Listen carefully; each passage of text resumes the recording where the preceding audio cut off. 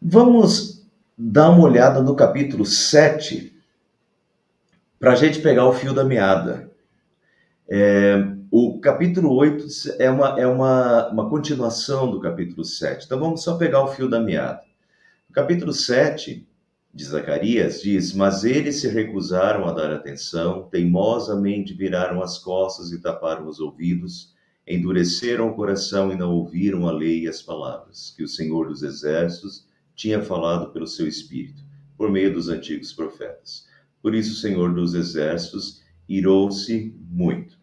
Então, o capítulo 7 é Deus fazendo uma retrospectiva do que levou o povo ao cativeiro babilônico, o que levou o povo a perder a bênção de Deus, o que levou o povo a, a Deus irar-se com eles, a Deus tirar a sua bênção, a Deus castigá-los, né? E Deus permitir que Jerusalém fosse destruída, que o templo fosse queimado e que o povo fosse levado para o exílio. E aqui está, então, Deus faz uma recapitulação no capítulo 7. E essa recapitulação é necessária. Quer dizer, lembrem, porque pensem, pessoal, isso aconteceu 70 anos antes, no mínimo 70 anos antes, até um pouco mais do que isso, né? Essa situação aqui vinha acontecendo.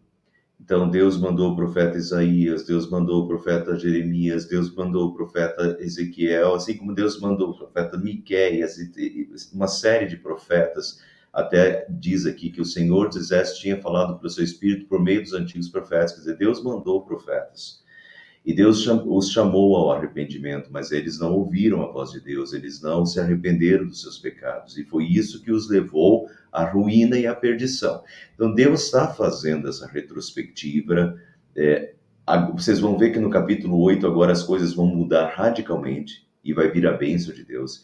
Mas antes de Deus mostrar a sua bênção, Deus está fazendo essa retrospectiva histórica e mostrando para o povo qual foi a causa do cativeiro babilônico, né? Qual foi a causa da destruição de Jerusalém, qual foi a causa da destruição do templo, né? Do templo queimado, e foram os seus pecados, foi o endurecimento do coração.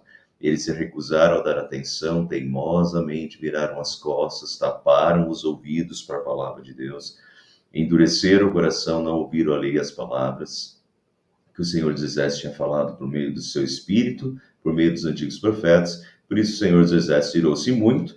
E depois Deus ainda diz: quando eu os chamei, não me deram ouvidos. Por isso, quando eles me chamarem, também não os ouvirei, diz o Senhor dos Exércitos. Eu os espalhei, exílio, né? Exílio.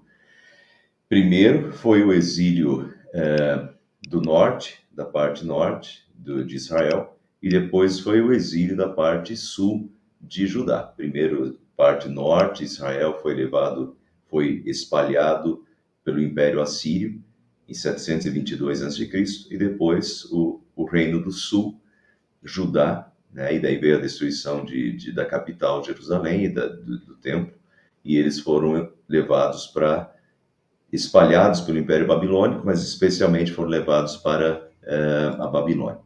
Então eu os espalhei como um vendaval entre as nações que eles nem conhecem.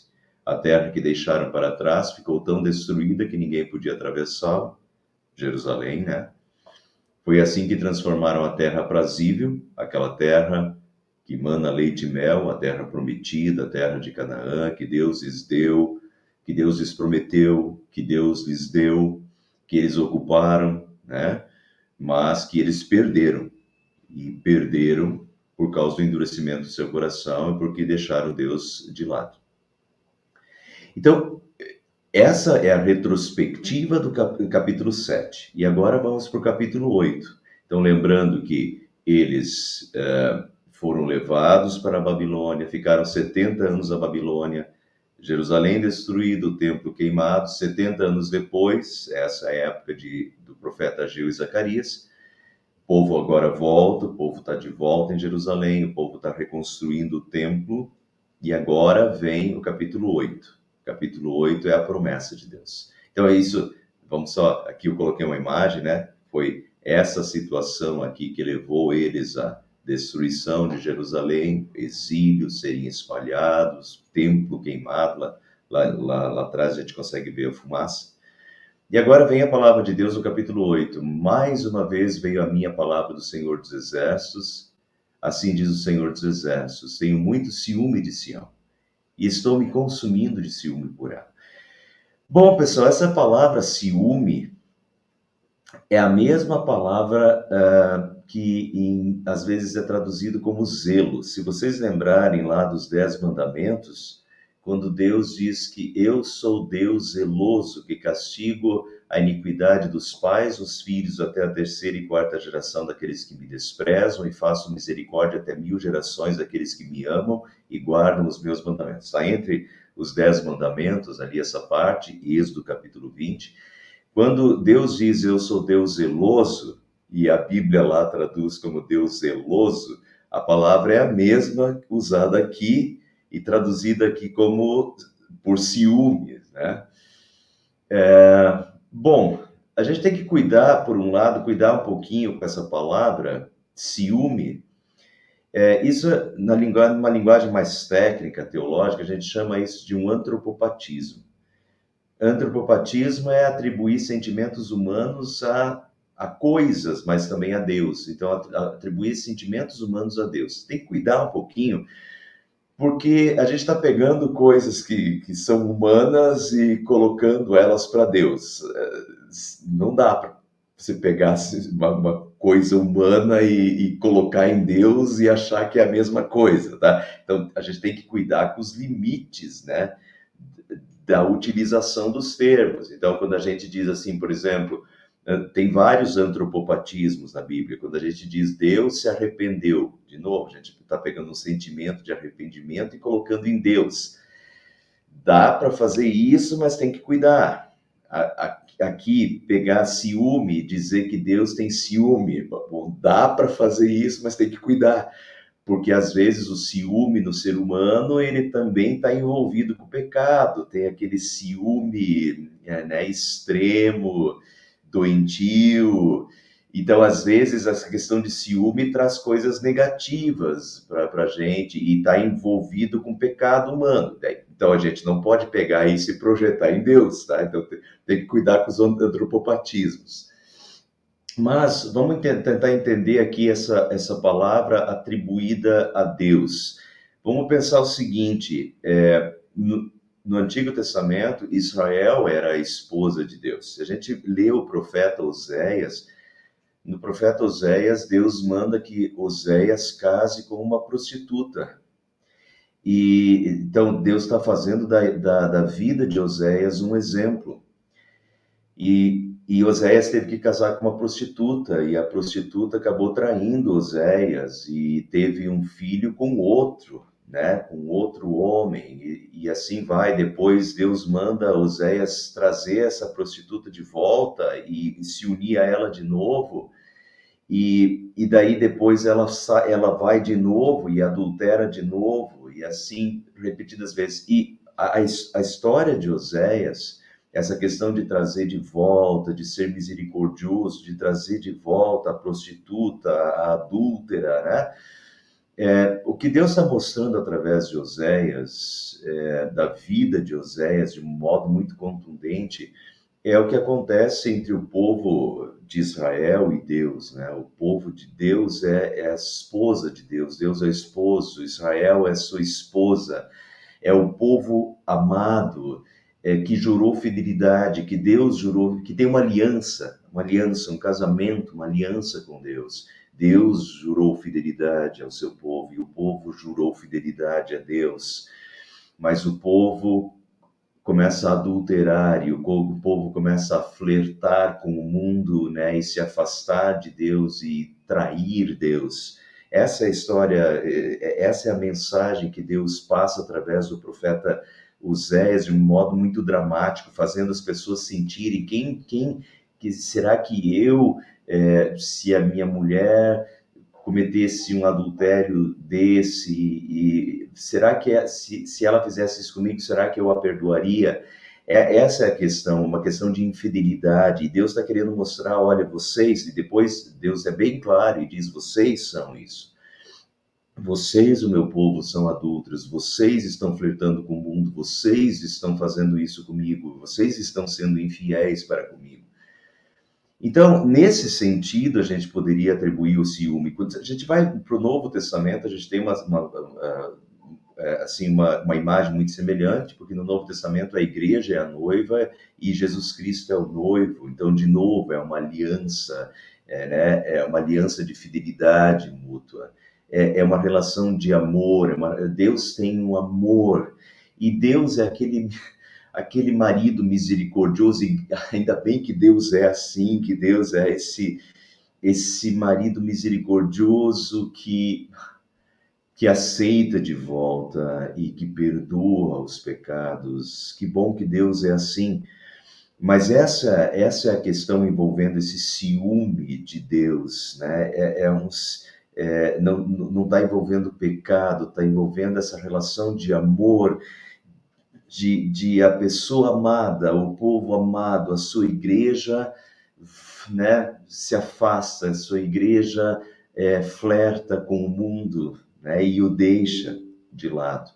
Então Deus ama o seu povo, Deus é fiel e também Deus espera a fidelidade. Nesse sentido, é o ciúme de Deus. Deus arde em ciúmes quando a sua igreja, quando o seu povo, né, é infiel para com ele. Esse foi o caso de Israel e de Judá, né, do seu povo do Antigo Testamento. Assim diz o Senhor, estou voltando para Sião e habitarei em Jerusalém. Aqui, pessoal, é uma imagem bem dramática, porque se a gente imagina, é tudo que a gente não quer na nossa vida, é que Deus saia. E Deus saiu. Deus abandonou o seu povo. E quando Deus abandonou, então tudo aconteceu. Quando Deus sai, quando Deus abandona, então não tem mais limites, porque era Deus que colocava os limites. Quando Deus tira a sua bênção, quando Deus sai de Jerusalém, então os babilônios simplesmente entram.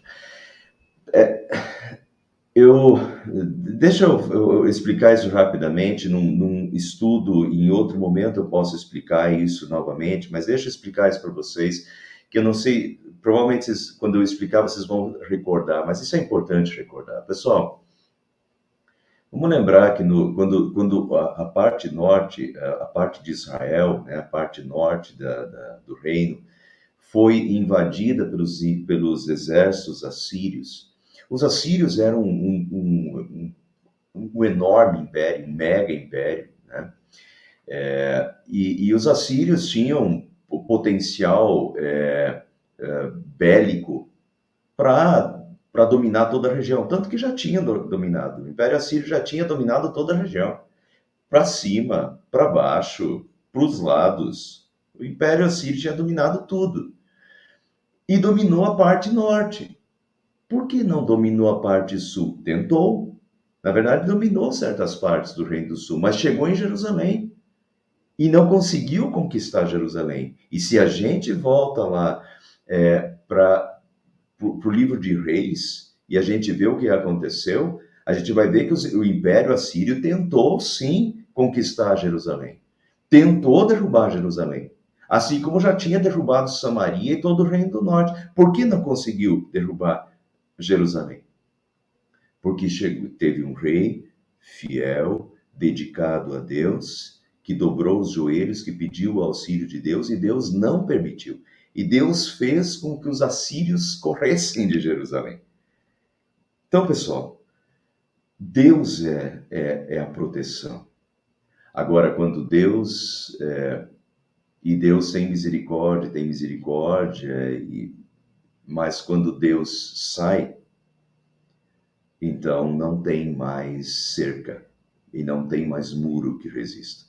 E então, quando Deus sai de Jerusalém e Deus então permite, Deus tira suas mãos de bênção, e então Jerusalém cai, os muros de Jerusalém são derrubados, a cidade é destruída e o templo é queimado, porque Deus não está mais ali. Isso é uma grande lição, que isso nunca aconteça na nossa vida, né? E isso é uma lição também para a gente. Às vezes a gente não consegue. O pessoal aqui de Tararé me ouve falando isso bastante, mas o pessoal que não é daqui não me ouve falando tanto isso, né?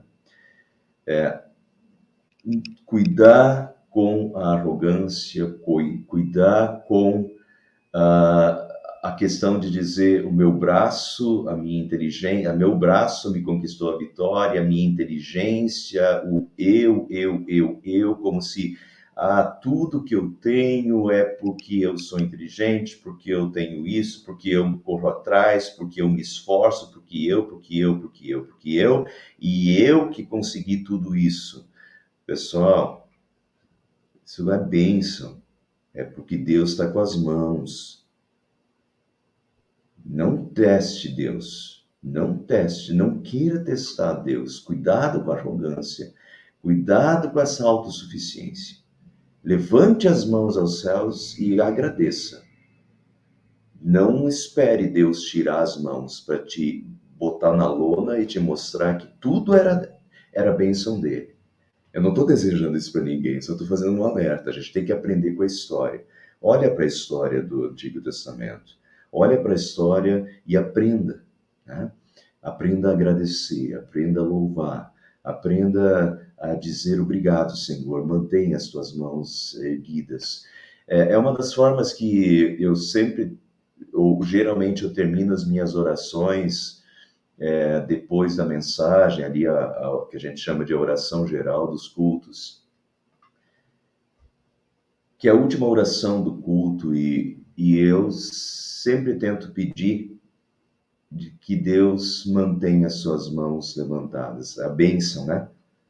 Que Deus mantenha a sua bênção, que Deus mantenha as suas mãos levantadas sobre. Eu até tenho uma frase meio repetitiva, que eu digo sobre nós, sobre as nossas famílias, sobre a nossa igreja nessa semana. Nós precisamos que Deus mantenha suas mãos levantadas, que Deus se mantenha em nossa vida. E se Deus se mantiver em nossas vidas com as mãos levantadas, nós estamos abençoados.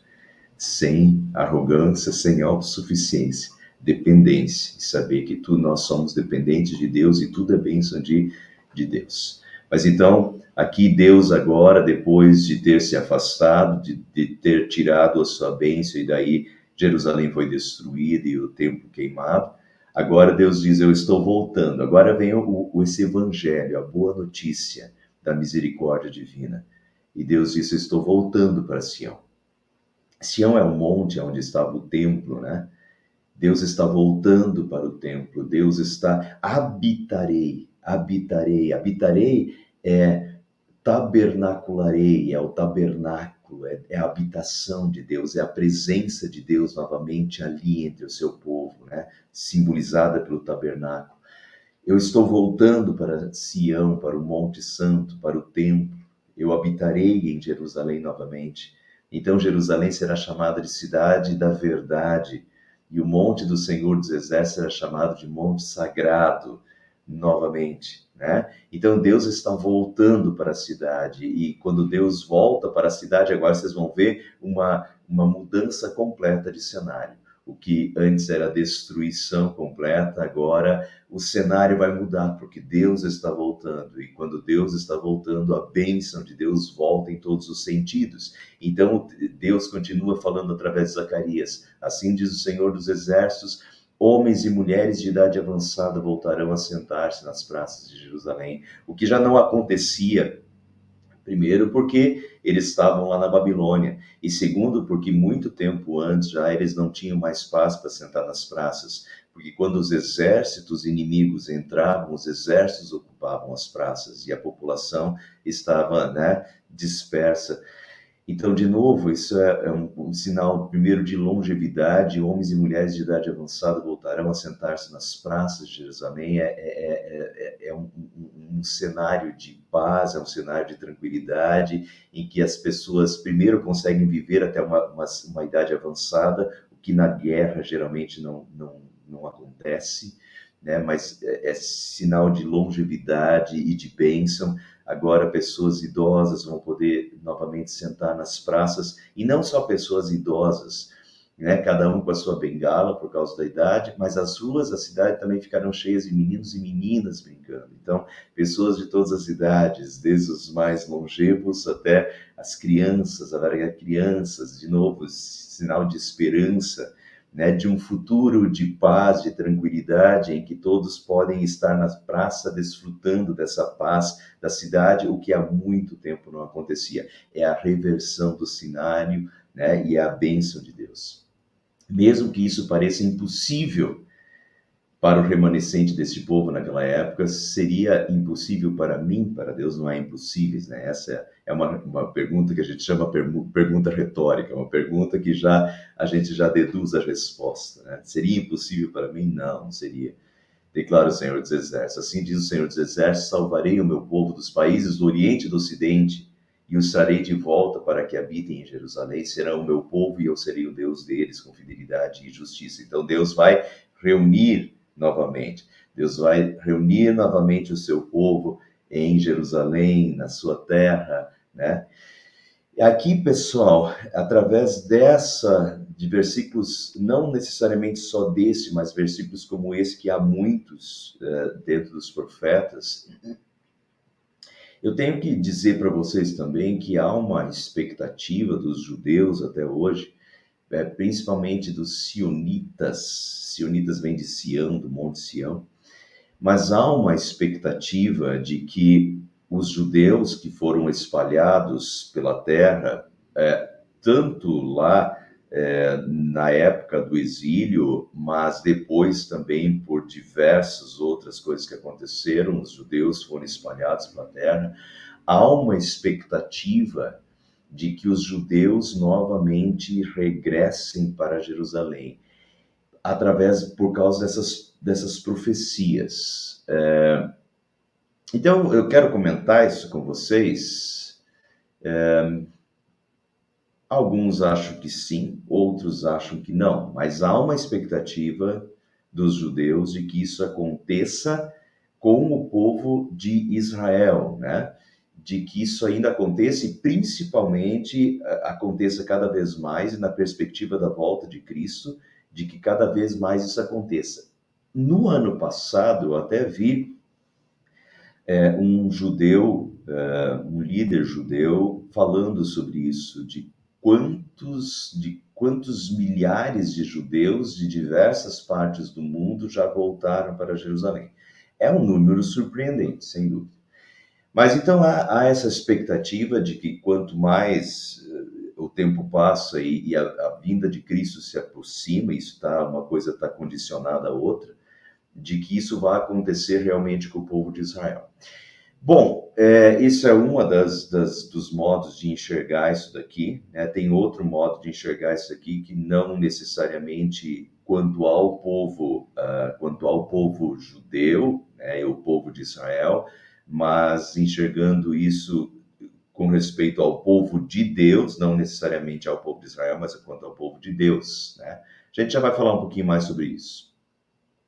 Assim diz o Senhor dos Exércitos: vocês que estão ouvindo hoje essas palavras já proferidas pelos profetas, quando foram lançados os alicerces do templo do Senhor dos Exércitos, fortaleçam as mãos para que o templo seja construído. Então agora é a época da construção do templo, fortaleçam as mãos porque o templo vai ser construído, porque Deus voltou para Jerusalém e agora isso vai acontecer. E de fato aconteceu. Em questão de 2 anos depois que Zacarias está falando isso aqui, eu já mostrei isso no estudo da semana passada, né? Isso aqui está acontecendo em 518, e em 516 a.C., o templo já estava terminado e reconstruído. Então, realmente, Deus volta para Jerusalém e, sob a bênção de Deus, o templo aquele templo que foi queimado, agora é reconstruído. Símbolo de, novamente, aliança com Deus. Tá? O templo é símbolo de união com Deus, Deus com o seu povo. Quando o povo saiu de Deus, o templo foi destruído. Quer dizer, o templo era o queimar do templo era um sinal visível de um rompimento do relacionamento com Deus também. Deus foi uma lição visível. Mas a reconstrução do templo é, de novo, também esse recado visível. Deus está presente com o seu povo novamente, né? Para uma reconstrução de vida, de relacionamento, de fidelidade. Pois antes daquele tempo, não havia salários para os homens nem para os animais, ninguém podia tratar dos seus negócios com segurança, por causa dos seus adversários, porque eu tinha posto cada um contra o seu próximo, mas agora não tratarei com o remanescente deste povo como fiz no passado, declara o Senhor dos Exércitos. Então aqui é um ambiente um ambiente adverso, de que as coisas não prosperavam, de que os negócios não prosperavam, né? Ninguém podia tratar de seus negócios com segurança por causa dos adversários, as coisas não iam para frente, e Deus é bem claro dizendo porque eu tinha posto cada um contra o seu próximo. Deus tira a sua bênção e as coisas não progridem, porque Deus não quer que progrida, porque Deus está dando uma lição, porque Deus está castigando o seu povo. É isso, né? Deus também tem que fazer isso para o povo acordar. E depois ele diz, mas, vejam, antes isso estava tudo truncado e tudo não acontecia, porque Deus não queria que acontecesse, porque Deus estava castigando. Haverá uma rica semeadura e a videira dará o seu fruto. Olha a reversão do cenário. Agora haverá uma rica semeadura, a videira dará o seu fruto, a terra produzirá suas colheitas, e o céu derramará o orvalho, e darei todas essas coisas como herança ao remanescente desse povo. Deixa eu mostrar para vocês o que Ageu capítulo 1 mostrou, o que estava acontecendo antes, o castigo de Deus. É bem o contrário disso aqui. Veja o que estava acontecendo antes. E olha aqui em cima, ó, Ageu capítulo 1. Por isso, por causa de vocês, o céu reteve o orvalho, a terra deixou de dar o seu fruto, nos campos e nos montes provoquei uma seca que atingiu o trigo, o vinho, o azeite e tudo mais que a terra produz, e também os homens e os gados. O trabalho das mãos de vocês foi prejudicado. Isso aqui é o castigo de Deus, né? A terra não produz, o céu retém o orvalho, o trigo, o vinho, o azeite e tudo mais na terra não produz, porque Deus tira a sua bênção. E Deus, além de tirar a sua bênção, Deus às vezes ainda causa isso como uma forma de castigo para o povo. Agora vejam a reversão do cenário quando Deus volta para Jerusalém, quando Deus volta a abençoar. Haverá uma rica semeadura, a videira dará o seu fruto, a terra produzirá essas colheitas, o céu derramará o orvalho e darei todas essas coisas como herança ao remanescente desse povo. Por quê? Porque Deus voltou. E agora é, né, hora de recomeço.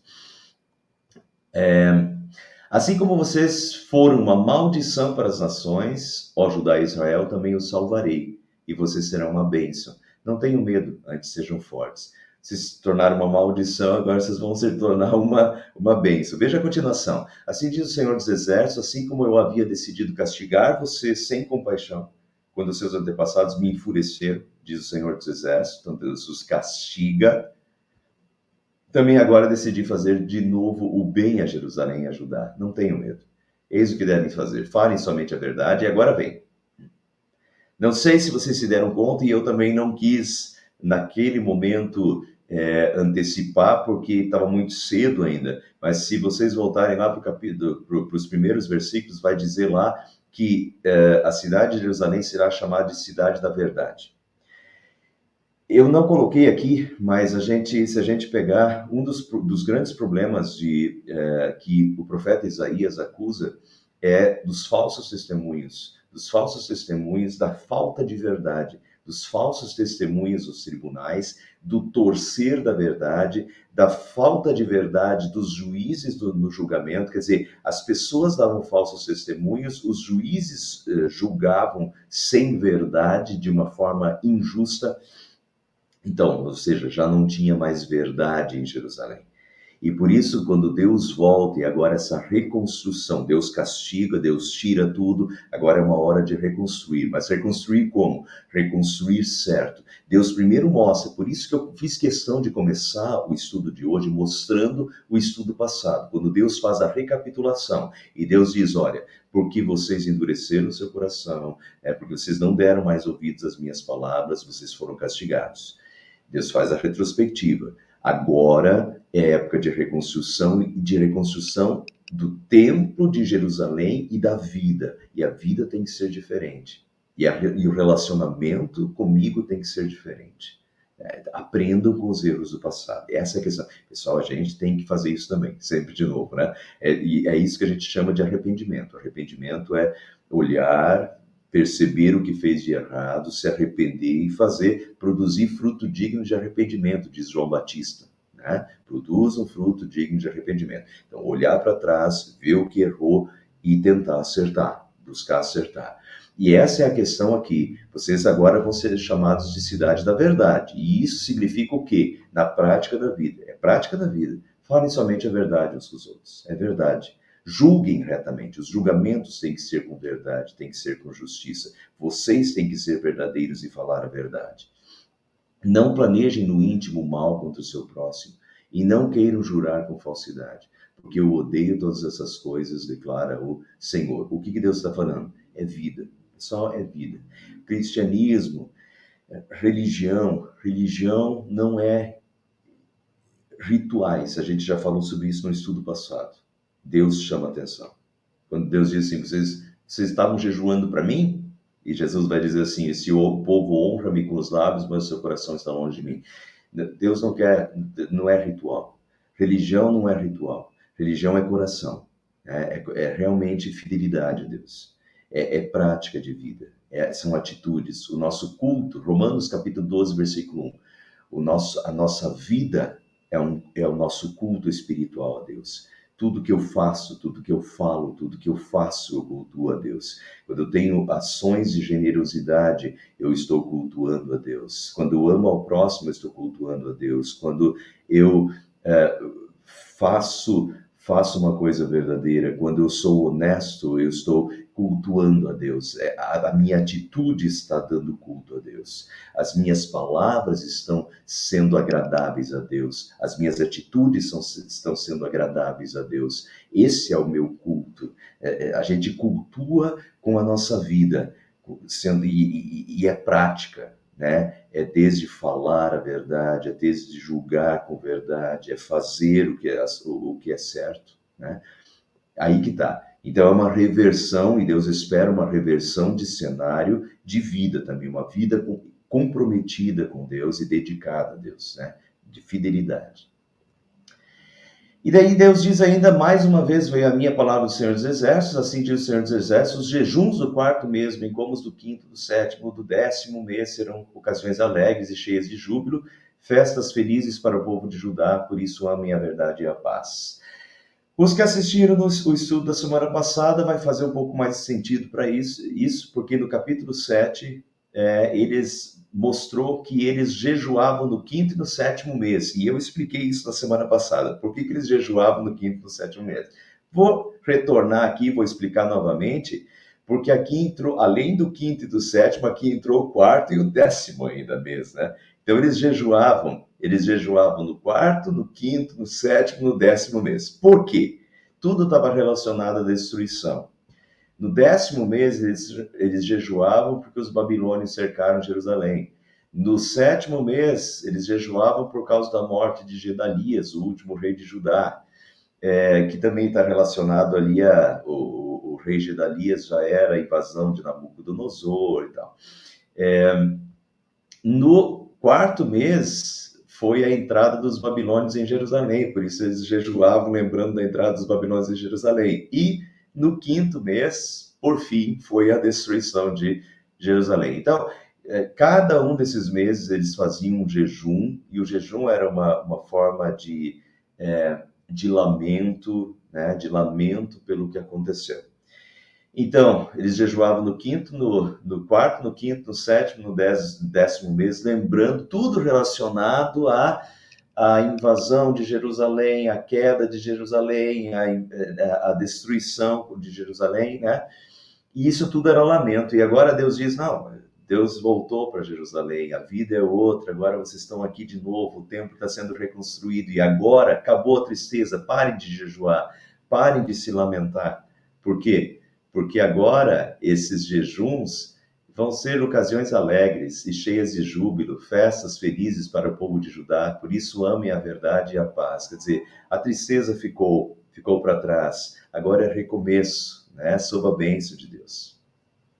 Assim diz o Senhor dos Exércitos, povos e habitantes de muitas cidades ainda virão, e os habitantes de uma cidade irão a outra e dirão: vamos suplicar o favor do Senhor e buscar o Senhor dos Exércitos.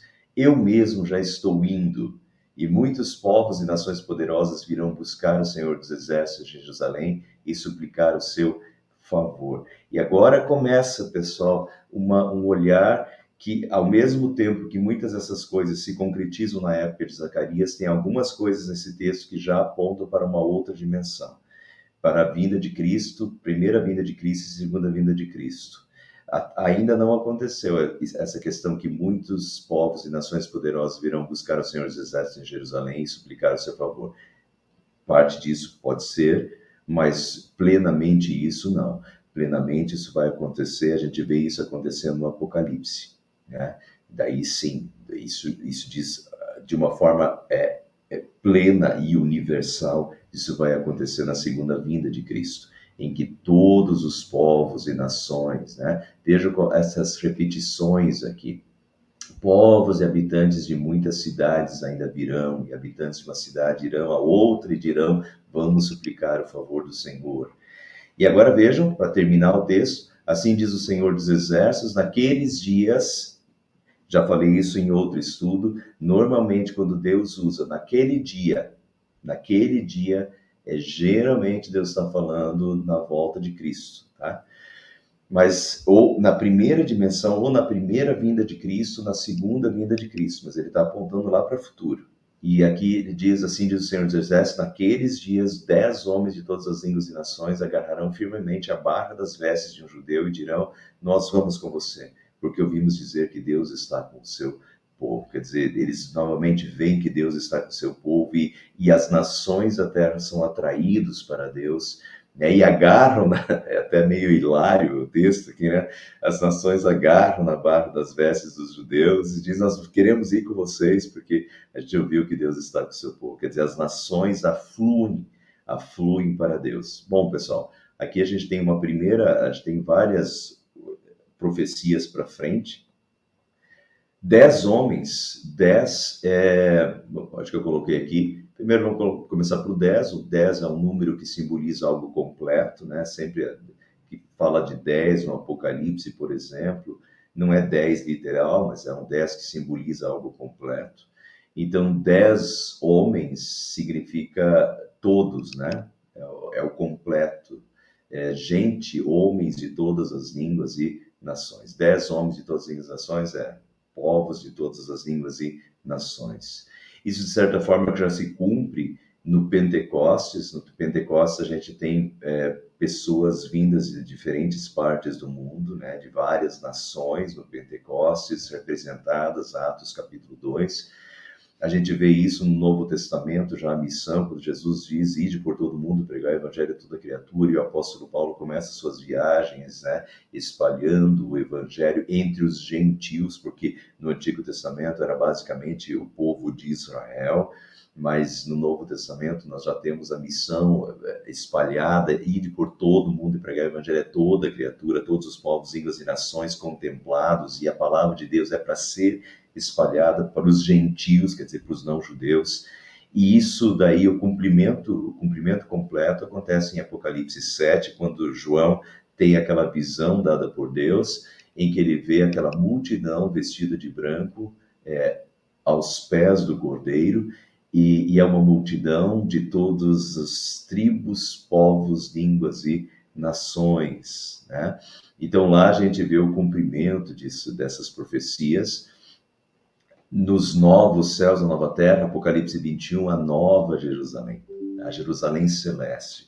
A Jerusalém celeste, ela reúne plenamente, completamente esses povos de todos os tribos, povos, línguas e nações que estão lá diante do Cordeiro louvando, né? Então isso, o completo dessa profecia aqui, ele ainda está no futuro, ele já começa a se cumprir no Pentecostes, ele continua se cumprindo ainda hoje, quando a igreja está levando o evangelho a toda criatura, mas o cumprimento completo acontece lá na segunda vinda de Cristo e nos novos céus e na nova terra, na Jerusalém celeste, que aqui realmente onde estão o 10, né? A completude de todos os povos, línguas e nações, no tabernáculo de Deus, que no Apocalipse já não é mais um lugar, né? O tabernáculo não é mais um lugar, mas é a presença de Deus. Os novos céus e a nova terra é o povo de Deus na presença de Deus, sem um lugar, não tem o tabernáculo. Apocalipse capítulo 22 não tem tabernáculo nos novos céus e na nova terra. Está bem escrito lá. Não há tabernáculo, porque Deus é tudo em todos. Porque tudo é a presença de Deus. Deus está em tudo e o povo de Deus está envolto pela presença de Deus. Está maravilhoso. Para concluir, aqui é o último versículo, mas só para fazer um desfecho. Isso aqui é maravilhoso e olhar para um texto desse, primeiro Deus faz uma retrospectiva, mostra para eles, olha, foram os pecados de vocês que os levaram, eu castiguei vocês. Então, a gente nota como Deus às vezes tem que castigar, mas a gente também nota a misericórdia de Deus, quando Deus tem que castigar para fazer o povo sentir e voltar, mas a vontade de Deus mesmo nunca foi castigar, tanto que Deus tem misericórdia, Deus chama de volta, a vontade de Deus é abençoar. E isso serve para nós, pessoal, por mais que tenham sido os nossos erros, e Deus sempre é esse Deus misericordioso, às vezes Deus tem que nos dar uma lição, se isso for necessário, tomara que não seja, mas às vezes Deus tem que agir dessa forma conosco também, e que bom que Ele faz, quando Ele faz a gente tem que aplaudir, quando Ele faz a gente tem que agradecer, que Ele está nos repreendendo, que Ele está nos castigando para o nosso bem, mas ao mesmo tempo enxergar que Deus é esse Deus misericordioso, que a sua ira, diz o texto bíblico, a sua ira dura um instante, mas a sua misericórdia dura para sempre. Deus é sempre esse Deus misericordioso que nos aceita de volta, que nos dá uma nova chance, uma chance de reconstruir a nossa vida, como Deus deu para o seu povo. É uma chance de reconstruir Jerusalém, de reconstruir o templo, de reconstruir a nossa vida sob a bênção de Deus, porque quando Deus volta, né, Deus volta com a sua bênção e a gente pode reconstruir a nossa vida. Não importa por que caminhos a gente trilhou, não importa o que a gente fez e os erros que a gente cometeu, isso tudo traz consequências para a nossa vida, sem dúvida, não estou negando isso, mas o que eu quero mostrar é que não importa o que você fez antes, se você se arrepender de coração, e Deus volta para a sua vida e Deus te ajuda e Deus te abençoa para reconstruir a sua vida. Pode ser do nada, mas reconstruir a sua vida e tornar a sua vida uma fonte de bênçãos para aqueles que estão ao seu redor. Como Deus diz ali, que Ele tornou o povo de Israel uma fonte de bênçãos para todos aqueles que estavam ao seu redor. Quarta-feira que vem, estamos aqui novamente para continuar o profeta Zacarias, capítulo 9. Tem muita coisa para frente aí, né, pessoal? Muitas profecias sobre Jesus. Daqui para frente a gente vai começar a ver profecias muito específicas sobre a dimensão da primeira vinda de Cristo, tá? Vamos lá, semana que vem. Até!